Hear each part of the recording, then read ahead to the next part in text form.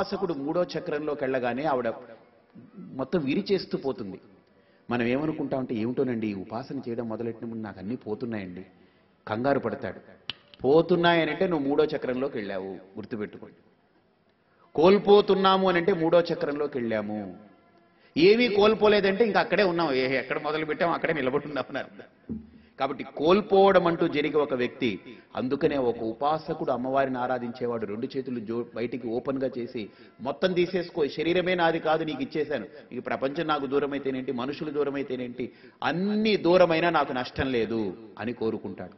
దీంట్లో ఇంకో ఆంతర్యం ఏంటంటే వాడికి ఇవన్నిటిని దూరం చేయడంలో ఏ రకంగా వాడికి వ్యామోహము ఉండకూడదు.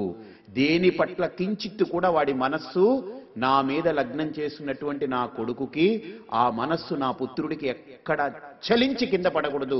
ఒక్క రవ్వ కూడా, ఒక్క కణికం కూడా రవ్వ కింద పడకూడదు.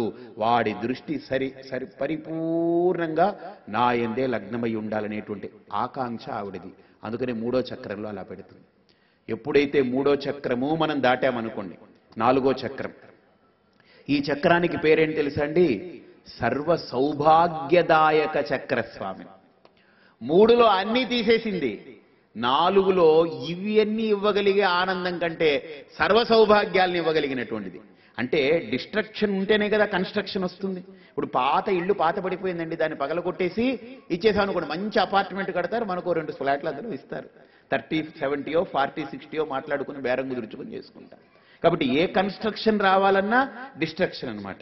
మూడో చక్రంలో అన్నిటినీ పక్కకు తప్పించి వాడికి ఇవ్వాల్సినటువంటి సర్వ సౌభాగ్యాలను ఇస్తుంది. అదేంటో చెప్పండి.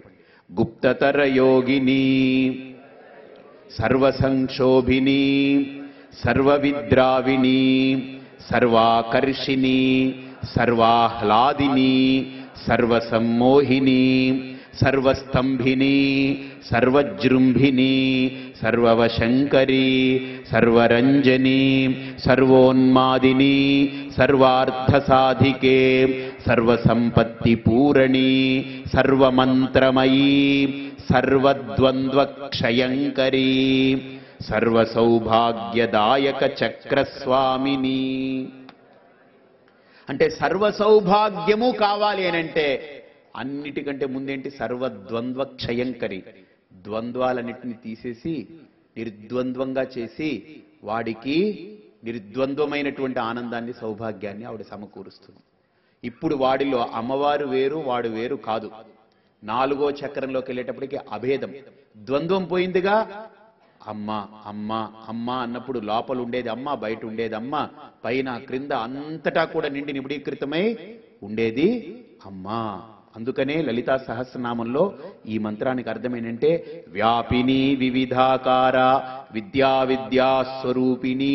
అంతటా నిండి నిబిడీకృతమై ఉంది, అన్ని రూపాలతో ఆవిడే చరిస్తూ ఉంది. ఇక్కడ మీరు అమ్మవారే, వీళ్ళు అమ్మవారే, ఇది అమ్మవారే, నేను అమ్మ. ఎందుకని? నాలో చైతన్య శక్తిగా ప్రకాశిస్తుంది, దీంట్లో జడశక్తిగా ఉంది.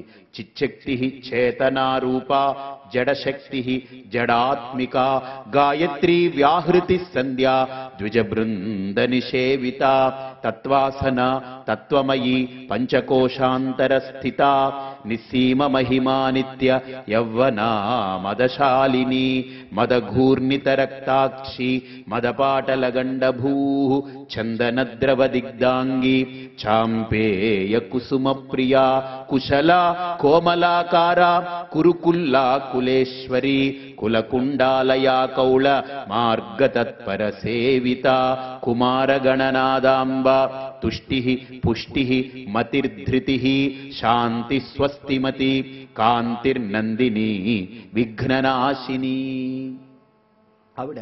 కాబట్టి ఎప్పుడైతే 4వ చక్రానికి వెళ్ళామో అక్కడ ద్వంద్వాలన్నీ పోయి నిర్ద్వంద్వమయ్యాం మనం. ద్వంద్వము అంటే 2, నిర్గతము అని అంటే దాని నుంచి పోయింది అంటే రెండవది లేదని, అది అందరికీ తెలిసింది. ఇక్కడ నిర్ద్వంద్వము అని అంటే రెండవది లేకపోవడం కాదు, ఉన్నది ఒక్కటే అమ్మవారే. ఆ స్థితిలో కూర్చోవడం. రెండవది లేకపోవడం, రెండవది లేకుండా చేసుకోవడం కాదు మన సాధన. ఉండేది ఒక్కదాన్ని మనం పొందడమే అంతే.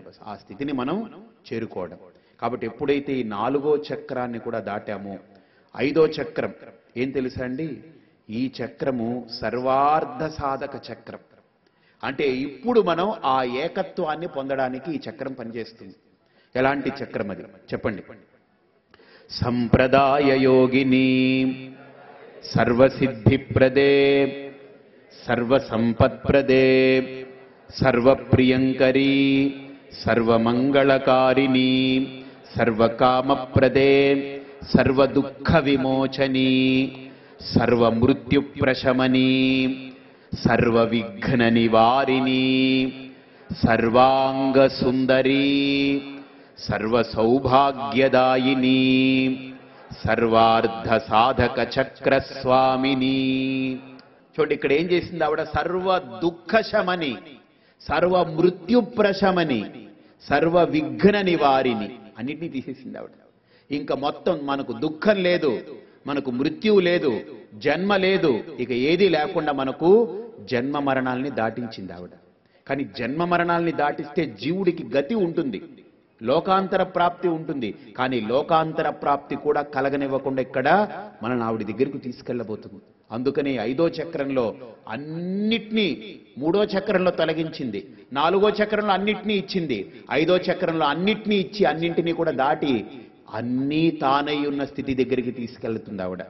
అందుకనే నాకు అన్నీ ఇవ్వడం కూడా ప్రమాదమే, గుర్తుపెట్టుకోండి. అన్నీ తీయడం ఎంత ప్రమాదమో అన్నీ ఇవ్వడం కూడా ప్రమాదమే. అన్నీ తీసేస్తే బాధలో ఉంటాను, అన్నీ ఇచ్చినా మరిచిపోతాను ఆవిడ్ని. ఎందుకని అన్నీ వచ్చేసాయి కదా నాకు, అన్నీ బోల్డ్ వచ్చేసాయని. కానీ అన్నీ ఇవ్వడం గొప్ప కాదు, అన్నీ తానై ఉండే స్థితికి తీసుకెళ్లడమే మనకు గొప్ప. అక్కడికి వెళ్ళాలి.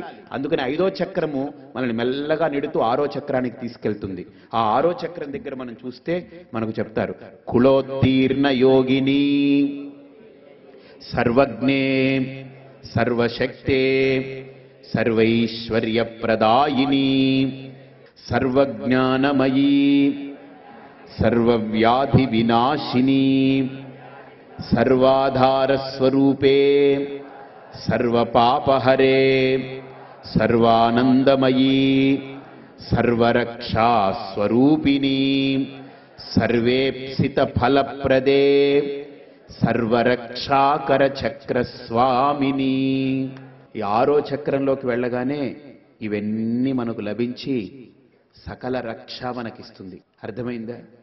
ఎలాంటి రక్ష అనంటే మనకి ఇంకా పతనము లేనటువంటి రక్ష.